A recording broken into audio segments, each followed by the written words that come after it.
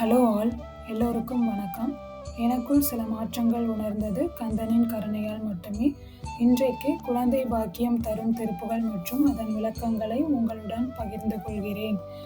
செகமாயை ஊற்றி என் அகவாழ்வில் வைத்த திருமாதுகெற்ப உடலூறி இந்த மாய உலகில் சிக்குண்டு என் இல்லற வாழ்வில் எனக்கு கிடைத்த அழகிய மனைவியின் கருவில் தோன்றி தெசமாத முற்றி வடிவாய் நிலத்தில் திறமாய் அளித்த பொருளாகி 10 மாதம் கர்ப்பத்தில் வளர்ந்து நல்ல வடிவோடு பூமியில் குழந்தை செல்வமாக எங்களுக்கு பிறந்து மகவாவி நுச்சி விழியானத்தில் மழைநீர் புயத்தில் உறவாடி குழந்தை பாசத்தினால் நான் உன்னை உச்சி மோந்து விழியோடு விழி வைத்து முகத்தோடு முகம் சேர்ந்து என் மலை போன்ற தோள்களில் தழுவி உறவாடி மடிமீது அடுத்து விளையாடி நித்த மணிவாயின் முத்தி தர வேண்டும்.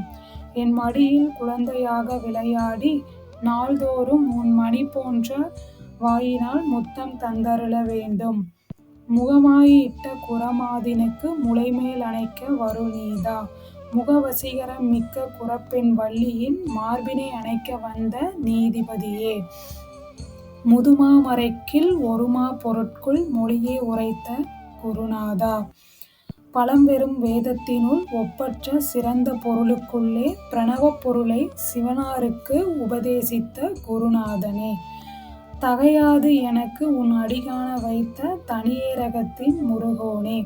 தடை ஒன்றும் இல்லாது எனக்கு உனது திருவடிகளை தரிசனம் செய்வித்த சுவாமிமலையின் முருகனே. தருகாவிரிக்கு வடபாரிசத்தில் சமர்வேல் எடுத்த பெருமாளே. மரங்கள் இருபுறமும் நிறைந்த காவிரி ஆற்றின் வடக்கு பகுதியில் போர்வேல் விளங்க நிற்கும் பெருமாளே. முருகனின் பாதங்களில் மலர்களை தூவி தினமும் திருப்புகழை பாடி கந்தனின் கருணையை அனைவரும் பெறுவோம். நன்றி, வணக்கம்.